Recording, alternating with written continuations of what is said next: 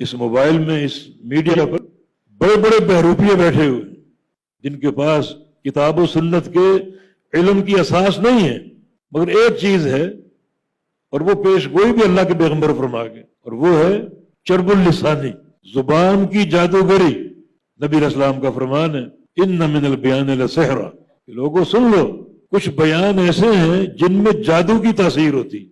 یہ بیان کی تعریف نہیں ہو رہی، کچھ علماء غلط سمجھے کہ یہ بیان کی تعریف ہے، جادو کی تاثیر۔ جادو تو کفر ہے، نبی علیہ السلام کفر کے ساتھ کسی کی تعریف کرے ممکن نہیں۔